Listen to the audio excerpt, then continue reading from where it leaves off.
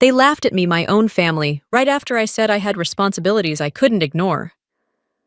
Derek smirked first.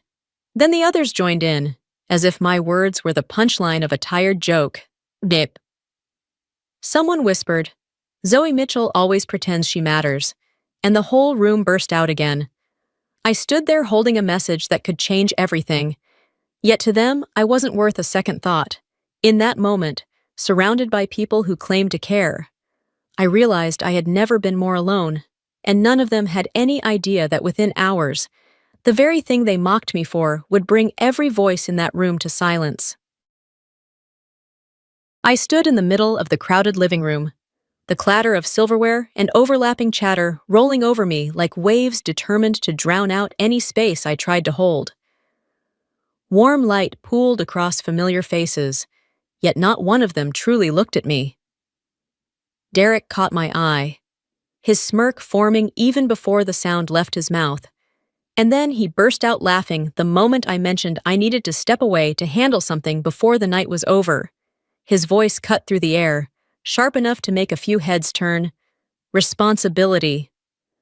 "Zoe, please, you act like the world would fall apart without you." Laughter rippled through the room instantly, loud and careless, as if mocking me was the natural rhythm of the evening. My aunt waved a dismissive hand. Her tone dipped in irritation and condescension. "Oh, come on! It's your mother's birthday. Stop pretending you're so busy." I tightened my grip on my phone, feeling the cold edge of the device press into my palm. The screen lit up with a message I'd been expecting but never wanted to see in this moment.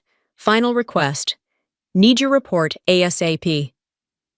The words felt heavier than the noise surrounding me, pulling me inward until it seemed like my entire body folded into itself. I could feel the familiar sting, small, sharp, and humiliating, of being reduced to nothing more than a shadow in a room where I was supposed to belong. They had no idea what I'd been carrying, yet they always spoke as if they understood me better than I ever could. I looked up. They were still laughing, still trading looks of satisfaction, as if they'd just done me a favor by putting me in my place, still convinced I was pretending to matter. In that moment, I had never felt more alone standing in the center of my own family, yet somehow outside the borders of being seen.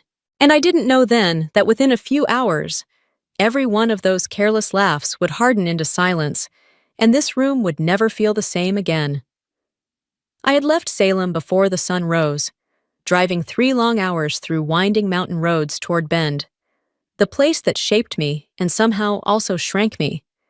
Every time I returned, it felt like stepping back into a version of myself my family insisted was still true, one they clung to despite never really knowing me.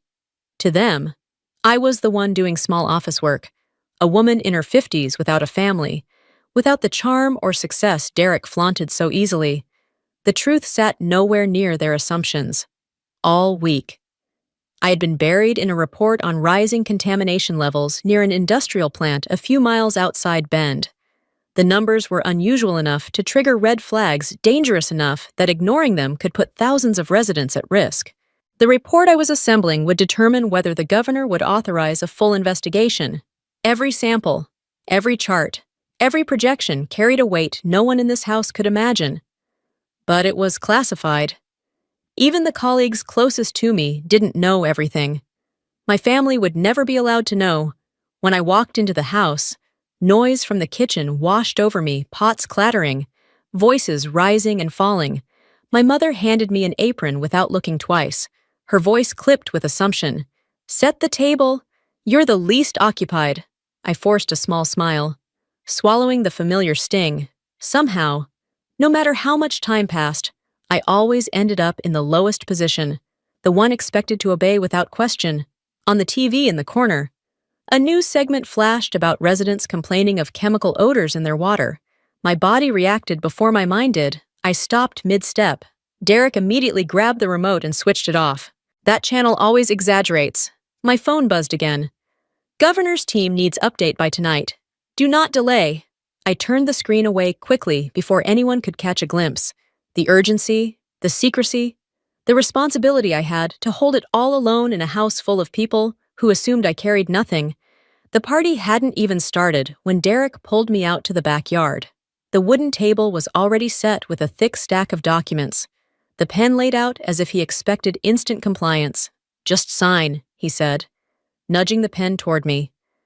The papers were exactly what I feared: authorization to use our family land as collateral for the project he and his wife were chasing. A cold knot formed in my stomach. I'd reviewed satellite maps just days before. Our land rested right on the boundary of the suspected contamination zone. Signing those papers could drag the entire family into financial ruin if the investigation moved forward. "I can't sign," I said quietly. "I need time to review." Derek slammed his hand on the table hard enough to make the pen jump. "Stop overreacting. This is our chance. You always ruin things." His wife stepped closer, voice soft but sharpened with judgment. "We know finances aren't your strength. But honestly, what do you have to lose?" The words landed like a slap. To them. I wasn't someone with a life or agency. I was someone they could pressure because they believed nothing in my world mattered. I glanced back at the pages and felt the blood drain from my face. A bank form sat tucked between them, clearly stamped co-owner Zoe Mitchell. They had filed the application before even asking. From the edge of the yard, her husband spoke urgently on the phone, voice low but unmistakably tense. "No. The water samples can't get out. If the state pays attention, the whole project collapses." I froze, every thought aligning with brutal clarity. He was referring to the very contamination I had been investigating. The land, the plant, their project. It all connected. This wasn't just about property anymore. This was directly bound to the report I was risking everything to finish, and suddenly, the family conflict I thought I understood shifted into something far more dangerous, something that went beyond loyalty, beyond money, and straight into the heart of what I had been trying to protect. The backyard filled quickly as relatives settled in, laughter rising with the smell of grilled meat and the thudding footsteps of kids chasing one another. It should have felt warm, but all it did was tighten something in my chest. That uneasy sense of standing on thin ice. One wrong step, and everything would crack beneath me. Derek lifted his glass to toast, confidence dripping from every movement. I kept a few steps back, hoping this year I'd pass unnoticed. That hope shattered almost immediately. "To Mom," he announced, and to those his eyes locked on mine, pausing long enough for everyone to follow, who never have anything important to do, but somehow are always too busy. Laughter shot across the yard like a spark catching dry grass. Heat spread across my face, but I stayed silent, refusing to give them the reaction they wanted. As I shifted slightly to check my phone, Derek lunged and snatched it from my hand, holding it high like a trophy. "Urgent reminder. Governor review pending," he read loudly. Another explosion of laughter. "What's next?" he sneered. "Sending reminders to yourself."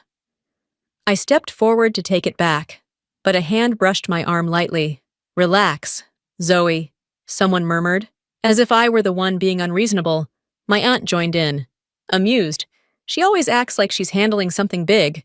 Probably just spam from one of those ad sites. A voice behind her added, "What responsibility does she even have?" The chorus of laughter rose again. A niece tugged at her mother and whispered just loud enough, "Mom, what does Aunt Zoe even do?" Nobody ever knows. More laughter. I tried to move away, but my sister-in-law stepped in front of me. "Stay here. We still need your signature. Don't pretend you have anywhere important to be." Dozens of eyes pressed on me, not curious, not compassionate, just judgmental. They believed they could order me around because they decided I had nothing to lose. In the distance, the sky over Bend took on a faint haze, the setting sun bleeding into an unnerving shade of orange. No one noticed, but I recognized the warning instantly, the same shift I'd seen reflected in the data all week. Something was happening. Avoiding conflict wasn't an option anymore. Unsai. They were pushing me toward an edge none of them realized existed. After the public humiliation, I slipped into the kitchen, hoping a moment alone would steady me. But the quiet barely lasted before Derek and his wife followed, the tension entering the room with them. "No one believes you," Derek said. "That report you mentioned probably isn't even serious. Just sign and go." I drew in a breath. anchoring myself. "I'm not signing without a reason," I said.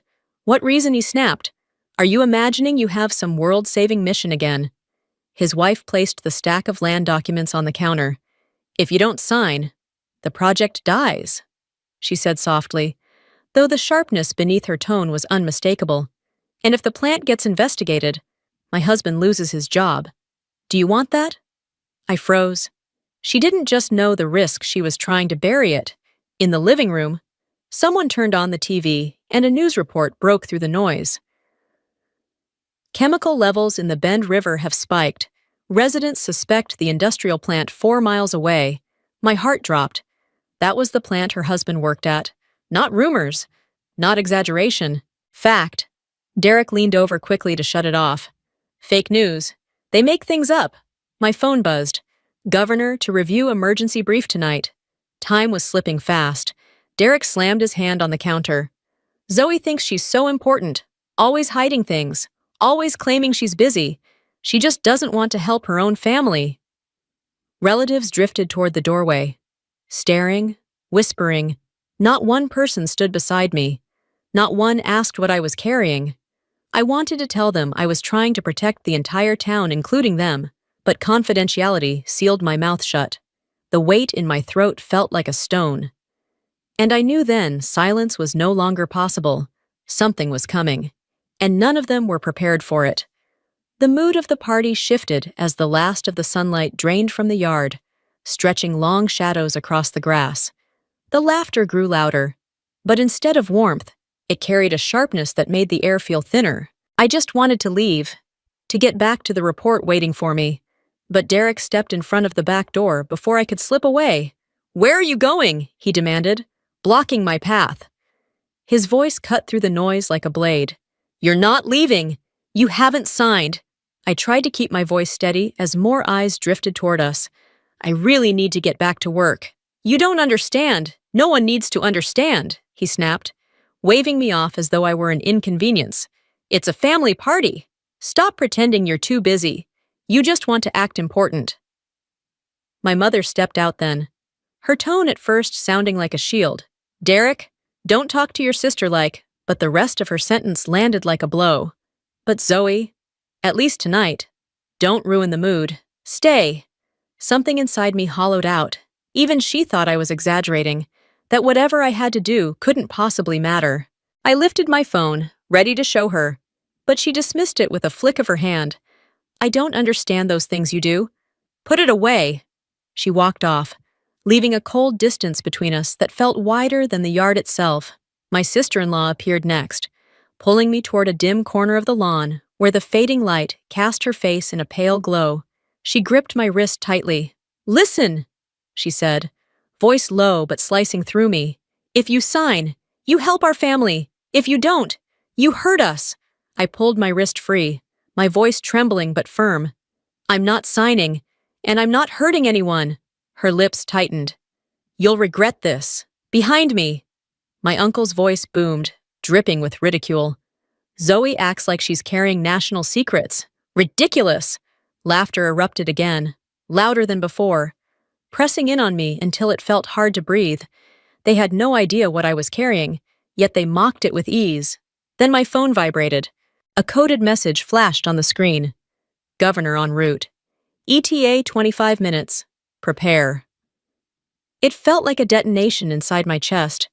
The governor coming here to this house, while they were laughing at me like a punchline. I looked around the yard, every face filled with amusement at my expense, completely unaware of what was about to descend on them. The truth they'd ignored for years was heading straight toward their doorstep. A chill coursed through me, not fear of him arriving, but fear of what it would do to them when everything snapped into place. I straightened my spine, steadied my breath, and whispered silently to myself, "The storm is coming." I returned to the table, trying to keep my expression calm even as my heart pounded. No one noticed anything different. They were still laughing, still tossing comments about how I liked to pretend I was busy. A sudden gust of wind swept across the yard, rattling the hanging lights until they swung violently. Conversations faltered. From somewhere beyond the neighborhood, a deep engine rumble approached heavy, unfamiliar. Derek glanced toward the front gate and shrugged. Probably someone lost. But I knew better. A faint wash of blue and red flickered across the glass door, catching the attention of a nearby child. There are a lot of cars outside, chairs scraped across the deck as people moved toward the noise. I held my breath. Then all at once the engines cut off. Silence spread through the house like a thick fog. The front door opened. Two men in dark suits stepped inside. No badges, no introductions. Their posture alone froze the room. "Ma'am," one said, eyes scanning the space with precision. "We need to perform a quick security sweep." Every voice died. Confusion rippled across the room. Derek burst into laughter, loud and incredulous. "Security? Hear what? Zoe, did you hire them to make yourself look important?" He glanced around for validation. People laughed with him, because that was what they always did. I didn't react. I just watched him, feeling a cold detachment settle over me. Footsteps sounded behind the agent, steady, deliberate. A figure stepped through the doorway, tall and composed, with the unmistakable presence of someone used to entering rooms where decisions shift the fate of thousands. No introductions needed, no explanation required. It was the governor of Oregon. The room solidified into silence. His eyes swept over the relatives, my uncle, my aunt, Derek, my sister-in-law, passing each of them without acknowledgement. Then he stopped in front of me and took a step closer. My heartbeat echoed like a drum inside my ears. "Zoe," he said, voice firm and clear. "Do you have the report?" A soft gasp rose from someone behind me. A glass slipped from a hand and shattered on the floor. Derek stepped back, his face draining of color. And in that suspended moment, the truth they refused to see finally stood undeniable in front of them. The governor of Oregon stood in my mother's small living room, as if he had stepped into a crisis command center. Not a birthday party that had been loud with jokes at my expense only minutes earlier. The dim overhead light struck his dark suit, cutting through the chaos and freezing every whisper in the room. All the mocking about my so-called responsibilities died instantly. He looked only at me, never at Derek, never at anyone else. "Zoe," he said, his voice firm enough to still the air. "I need your report. The situation can't wait."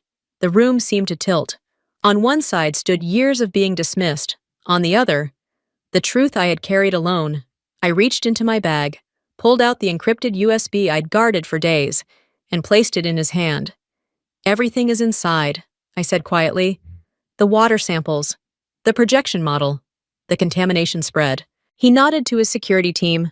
A hard case opened, and a laptop was set on my mother's birthday table between half-eaten cake and abandoned drinks. No one dared move. "These numbers," the governor murmured, eyes narrowing. "This could shut down the entire industrial zone." My sister-in-law blanched. Her husband grabbed the chair for balance. Derek stammered. Why would Zoe know any of this?" A security agent answered. "She's the senior analyst leading the assessment." Silence crushed the room. The governor turned to Derek. "Your sister may have just saved thousands of people." Then, to me, "Zoe, do you stand by these findings?" "I do." And for the first time, they saw who I really was. The governor left for an emergency briefing, and as the door clicked shut, the entire house fell into an eerie, ash-heavy silence. The escort vehicles faded down the street, leaving behind a room full of pale, stunned faces, the same faces that had laughed at me only minutes earlier. The tension hung so thick, it felt like it was pressing against my ribs. My family stared at me, as if they were seeing someone entirely new, someone they had never bothered to acknowledge before. I didn't speak. I simply waited, watching to see whether they would finally face the truth or cling to the illusions they'd relied on to belittle me for years. My phone buzzed sharply in the quiet. "Governor has initiated preliminary shutdown protocol." The plant, her husband's workplace, would be investigated immediately. My sister-in-law staggered. "Zoe, do you know what this will do to us?" "You know." "Don't you?" "Yes," I said. "I tried to warn you. None of you listened." Derek lunged for the land documents. "If the area's a risk, we can't use the property. Everything's ruined." His voice shook. "That's why I wouldn't sign," I said. He froze, his excuses stripped away. My mother stepped forward, trembling. Zoe, I thought you had nothing to carry. I was wrong. You protected all of us, while we never protected you.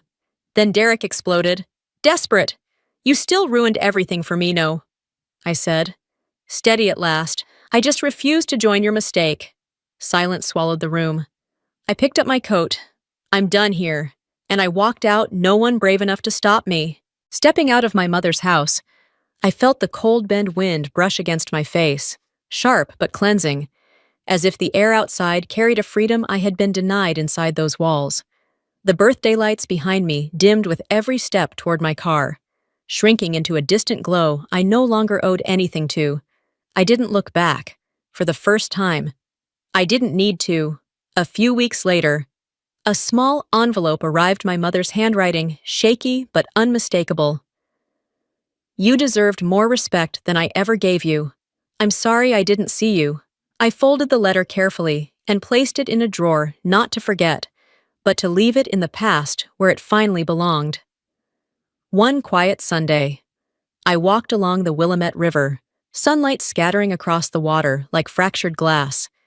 In that stillness, the truth settled inside me. The governor's arrival forced them to see me, but this peace was something only I could give myself.